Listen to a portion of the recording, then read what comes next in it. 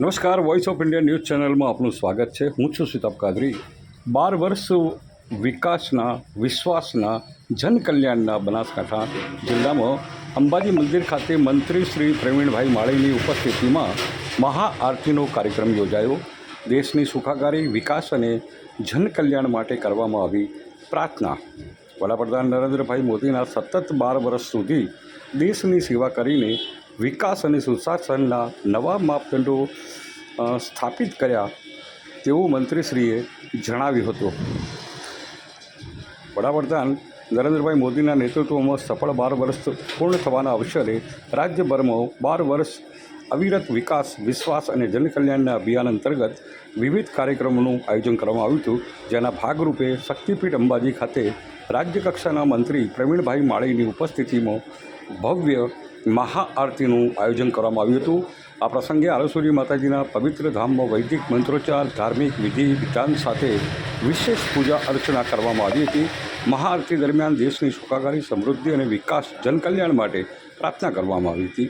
સાથે જ દેશના પ્રધાનમંત્રી મોદીના દીર્ઘાયુ અને ઉત્તમ સ્વાસ્થ્ય માટે શુભકામનાઓ વ્યક્ત કરવામાં આવી હતી. આ પ્રસંગે મંત્રી પ્રવીણભાઈ માળીએ જણાવ્યું હતું કે નરેન્દ્રભાઈ મોદીએ સતત 12 વર્ષ સુધી દેશની સેવા કરીને વિકાસ, સુશાસનના નવા માપદંડો સ્થાપિત કર્યા છે. આજે તેઓ દેશના વડાપ્રધાન તરીકે સતત સૌથી વધુ સમય સેવા આપનાર નેતા બન્યા છે, જે સમગ્ર દેશ માટે ગૌરવની બાબત છે. તેમણે વધુમાં જણાવ્યું હતું કે વડાપ્રધાનશ્રીના નેતૃત્વમાં ગરીબ, દલિત, પીડિત, શોષિત, વંચિત વર્ગોના કલ્યાણ માટે અનેક લોકહિતના કાર્યો કરવામાં આવ્યા હતા. મંત્રીશ્રીએ જણાવ્યું હતું કે આજે આપણા અમ્મા જગદંબાના ચરણોમાં વડાપ્રધાનશ્રીને વધુ શક્તિ, ઉત્તમ સ્વાસ્થ્ય અને જનકલ્યાણ માટે સતત કાર્ય કરવાની પ્રેરણા મળે તેવી પ્રાર્થના કરવા એકત્રિત થયા છીએ. દેશની પ્રગતિ, સર્વાંગી વિકાસ અને સમાજના અંતિમ વ્યક્તિ સુધી સુખાકારી હોય તે માટે વિશેષ પ્રાર્થના કરવામાં આવી હતી. મહાઆરતી દરમિયાન સમગ્ર અંબાજી મંદિર પરિસરમાં ભક્તિ વાતાવરણથી ગુંજી ઉઠ્યું હતું. આ સાથે સ્વચ્છતા અભિયાન અંતર્ગત મંદિર પરિસર અને આસપાસના વિસ્તારોમાં સ્વચ્છતા પ્રવૃત્તિઓ પણ હાથ ધરવામાં આવી હતી. મંત્રીશ્રીએ સૌએ પોતાને રેકોર્ડ જે હતો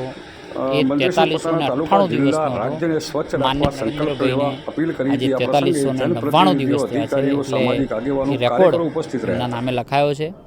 આજે અમે સૌ સાથે મળીને દેશના યશસ્વી વડાપ્રધાન શ્રી નરેન્દ્રભાઈ મોદી સાહેબને મા જગતજનનીના ચરણોમાં તેમના માટે પ્રાર્થના કરવા માટે આવ્યા છીએ કે તેમને જનકલ્યાણ માટે, દલિતો, પીડિતો, શોષિતો અને વંચિતો માટે વધુ એમની સેવા કરવા માટે બળ આપે એવી મા જગતજનની અંબે માને પ્રાર્થના કરવા માટે આવ્યા છીએ.